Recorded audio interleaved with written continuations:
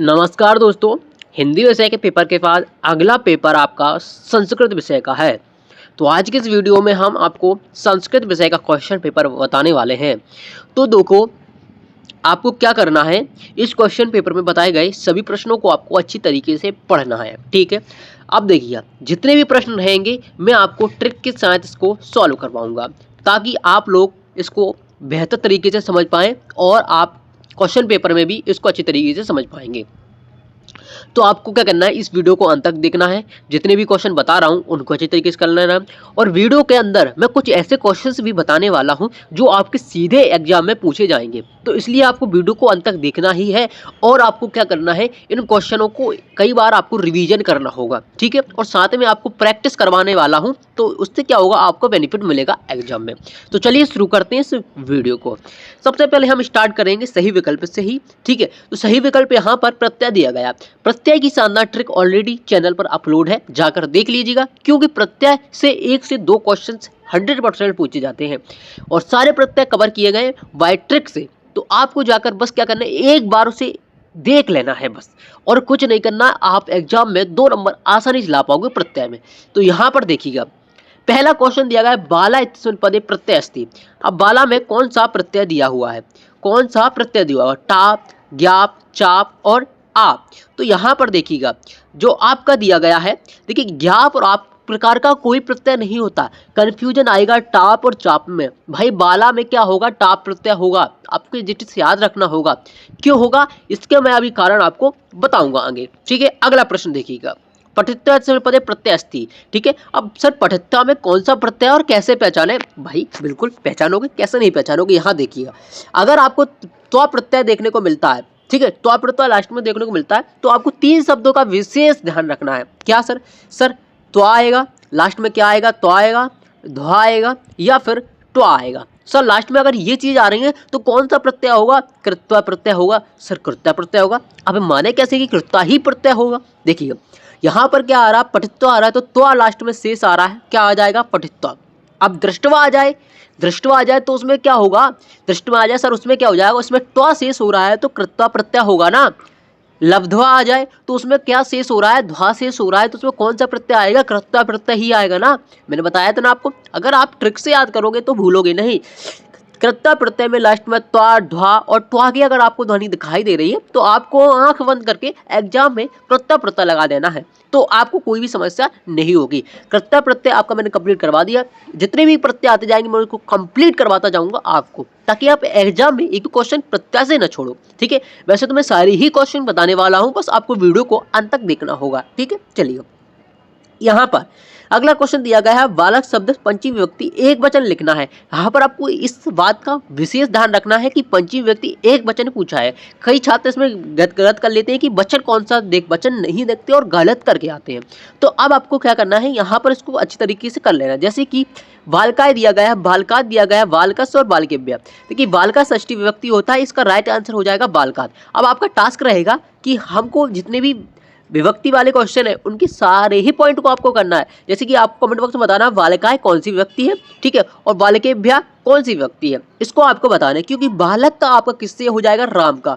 राम हम याद करते हैं, राम का विभक्ति रूप याद करते हैं, सेम ही बालक का रहता है। तो आप लोगों को राम का याद होगा, बालक का हो ही आएगा। ठीक है, तो चलिएगा अगला क्वेश्चन यहाँ पर बढ़ते हैं अगले क्वेश्चन पर कि फल शब्द से द्वितीय विभक्ति बहुवचन लिखना है। अब देखिए फल का हमें पता है द्वितीय विभक्ति फलानी होता है, लेकिन हमारा टास्क रहने वाला है इनको फले, फले और फलेभ्य, ये सर कौन सी एक वचन है, बहुवचन है, द्विवचन है, कौन सा रूप है, प्रथम है, द्वितीय, तृतीय, पंचमी, ये आपको कमेंट बॉक्स में बताना। अगर आपने ये करना स्टार्ट कर दिया तो विभक्ति से आपका एक भी क्वेश्चन गलत नहीं होगा। ऑप्शन में जितने भी क्वेश्चन दिए उनको सबको सॉल्व करना है, तब हम विभक्ति को अच्छी तरीके से कर पाते हैं। याद तो सब करते हैं लेकिन प्रैक्टिस कोई नहीं करता है, मेन गलती वही होती है। अब आते हैं यहाँ पर अव्यव में। अव्यव से भाई 2 क्वेश्चन बनते हैं, अव्यव से 2 क्वेश्चन बनते हैं। दोनों क्वेश्चन को फोड़ो को आओगे एग्जाम में। कैसे सर? देखिएगा अभी बताता हूँ।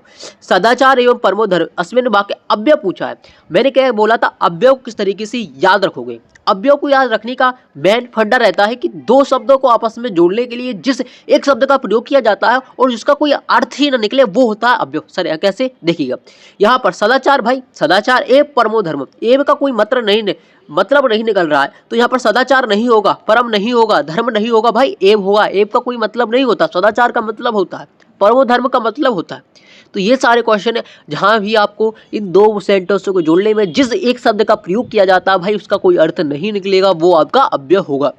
आया है? चलिए अगला, पितरो संपत्ति समास विग्रह भवति। भाई पितरों में कौन सा समास है? पितरों, अब सबसे पहले आपको ये पता होना चाहिए पितरों कौन सा समास है। भाई पितरों में आपका द्वंद्व समास है। सर कैसे पहचाना? क्योंकि पितरों है, क्या है? पितरों, इसके दोनों पद प्रधान है, दोनों पद प्रधान है। अब द्वंद्व समास का समास विग्रह करने के लिए मैंने एक ट्रिक बताई थी। क्या बताई थी? द्वंद्व समास की एक ट्रिक थी कि बीच में चा का प्रयोग करते हैं, जहां भी चा का प्रयोग है, दोनों शब्दों के बीच में चा का प्रयोग है, वो आपका द्वंद्व समास का समास विग्रह हो जाएगा। माता पिता नहीं, ये तो हिंदी में रहेगा, संस्कृत में तो हो ही नहीं सकता, लॉस कर दो। चा माता पिता नहीं, दोनों शब्दों के बीच में होना चाहिए, दोनों शब्दों के बीच। ये है सर, ये है, हमने डी पे लगा दिया, यानी कि दा नंबर माता पिता। आया ना याद? द्वंद्व समास में दोनों पद प्रधान होते हैं, समास विग्रह करने पर बीच में चा का प्रयोग किया जाता है, बस और कुछ ध्यान नहीं रखना इसमें आपको। चलिए अब यहाँ पर हम देख लेते हैं आपके रिक्त स्थान। तो अस्त में, यानी कि अस्त हो रहा है तो अस्त का उदय होगा ना, अस्त का उदय होगा, कोई दिक्कत नहीं, अस्त का उदय। सार्थक, सार्थक का या निरर्थक हो जाएगा सर, सार्थक का निरर्थक होता है, हमें पता है।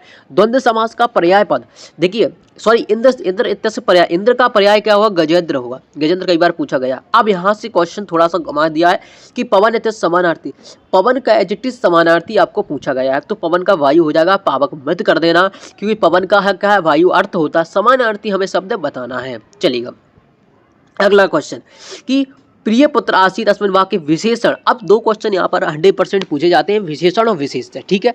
अब देखिए यहाँ पर विशेषण क्या होता है और विशेष क्या होता है भाई। देखिए विशेषण इसमें क्या है? प्रिय, और पुत्र क्या हो जाएगा? विशेष से, ठीक है। जिसकी विशेषता बताई जाती है वो क्या होता है? आपका विशेषण, ठीक है।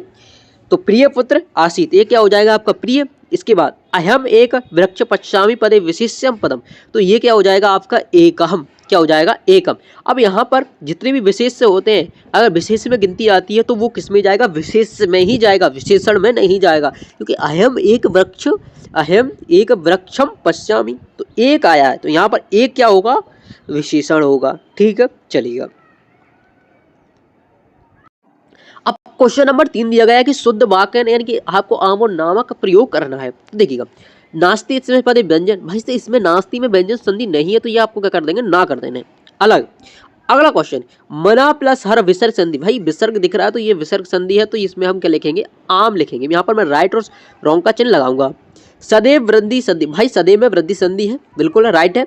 घनश्याम पद कर्मधारा समास, घनश्याम में बिल्कुल कर्मधारा समास है, ये भी आपका सत्य हो जाएगा। अगला पीताम्बर पद से समास विग्रह, पीतम अम्बर यश, बिल्कुल ये भी आपका राइट हो जाएगा। दिग्गु समास से उदाहरण पितरों, भाई दिग्गु में पितरों कैसे हो सकता है? अभी हमने सर देखा था दिग्गु में तो द्वंद्व समास होता है, लेकिन दिग्गु समास क्या होता है ये इसकी जानकारी भी तो हमें होना चाहिए। भाई दिग्गु समास में पहला पद संख्यावाची होता है, जैसे कि त्रिभुवन, ठीक है, त्रिभुवन, यानी कि पहला पद क्या आ रहा है? संख्यावाची हो रहा है, ठीक है। तो यहाँ पर आपको दिग्गु समास देखने को नहीं मिल रहा है, तो ये आपका हो जाएगा असत्य। चलिए इतने सारे क्वेश्चंस हो चुके हैं, आई होप आपको समझ में आ गया होगा। अगर ये क्वेश्चन इस टाइप के क्वेश्चंस देखने को मिलते हैं तो आप लोग अच्छे से कर पाओगे। चलिए यहाँ पर अगले क्वेश्चन पर बढ़ते हैं। ये यहाँ पर इसके आंसर है वो देख लीजिएगा। इसकी आंसर की पीडीएफ आपको टेलीग्राम चैनल पर या फिर आप यूट्यूब पर या फिर यूट्यूब से जाकर टेलीग्राम चैनल ज्वाइन कर लेना, वहाँ से आपको ये देखने को मिल जाएगी। ये सीधे दिए गए हैं। रामस्य कौन सी व्यक्ति है? तो रामस्य यहाँ पर आपको पता है कौन सी व्यक्ति हो जाएगी। रामस्य आपकी षष्ठी व्यक्ति है यहाँ पर। भानुना, तो भानुना क्या हो जाएगा आपका? इसमें कौन सी है? इसमें भानुना आपको द्वितीय व्यक्ति है। फलम में कौन सी है? तो फलम में आपकी तृतीय व्यक्ति रहेगी। अनुगच्छन, यानी कि इसमें कौन सा उपसर्ग है? अनुगच्छन, भाई पता है अनु, जो उपसर्ग होते हैं वो शब्द के पहले जुड़ते हैं, यानी कि शब्द के पहले क्या अनु आ रहा है वो उपसर्ग है। अगर इस प्रत्यय होता है वो शब्द के बाद में जुड़ता है वो प्रत्यय होता है। उपकरोति, उपकरोति में कौन सा उपसर्ग है? भाई उप है यहाँ पर। इंदौर नगरम, भाई क्या है? ये एक संज्ञा है, संज्ञा ही है, इसी वस्तु या स्थान के नाम को क्या बोलते हैं? संज्ञा। तो इंदौर क्या है? एक स्थान का नाम है, तो ये क्या हो जाए? संज्ञा पद। भाई इतने सिंपल क्वेश्चन पूछे जाएंगे और आप लोग करके आओगे, मुझे पता है, घबराना बिल्कुल भी नहीं है। एक एक क्वेश्चन आपके लिए अति। अब यहाँ से आ जाते हैं एक वाक्य। देखिए गच्छति क्रियापद है, गच्छति में गम धातु होती है, गच्छति में गम धातु होती है। पठति में कौन सी धातु होती है? पठति में पठ धातु होती है, ठीक है। इस टाइप से आपको धातु के नाम पूछे जाएंगे, ठीक है। अगला क्वेश्चन अस धातु लट लकार, यहाँ पर लट लकार अस है उत्तम पुरुष वचन लिखना। अब अस धातु लट लकार से उत्तम पुरुष एक वचन लिखना, तो ये आपका अस में अस्मिन हो जाएगा। क्या हो जाएगा? अस्मिन हो जाएगा। अगला लभेते इत्सवनपते लकार हस्ती, तो ये आपका लट लकार में हो जाएगा, लट लकार में हो जाएगा। अब ये लकार आपको याद नहीं हो रहा है तो भाई गूगल पर या यूट्यूब पर सर्च करिएगा लकार वाई एस की टी, तो आपको ट्रिक मिल जाएगी। भाई इतनी शानदार ट्रिक है, आपको कभी भी ये क्वेश्चंस नहीं भूलोगे। जिन भी बच्चों ने ये मेरी ट्रिक देखी है वो बोलते हैं कि सर आज अब हमारे जितने भी क्वेश्चन लकार की एक भी गलत नहीं होता, तो जाकर देख लीजिएगा।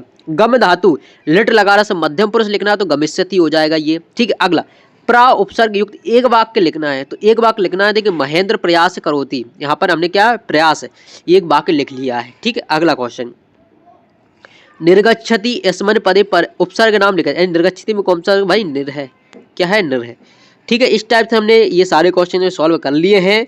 तो इन क्वेश्चनों को आपको तैयार करके जाना है। आई होप आपको वीडियो पसंद आई तो वीडियो को लाइक जरूर कर दीजिएगा। इस पीडीएफ को आप गूगल पर सर्च करिएगा एज क्लास 9 संस्कृत वार्षिक पेपर बाय एसके टीच, तो ये पीडीएफ आपको देखने को मिल जाएगी, या टेलीग्राम को आप ज्वाइन कर लीजिएगा, ठीक है। इसके सारे जो भी क्वेश्चन और बचे हुए हैं वो आपको नेक्स्ट वीडियो में देखने को मिल जाएंगे। आई होप वीडियो पसंद, वीडियो को लाइक कर दीजिए, चैनल सब्सक्राइब कर दीजिए। मिलते नेक्स्ट वीडियो में, धन्यवाद।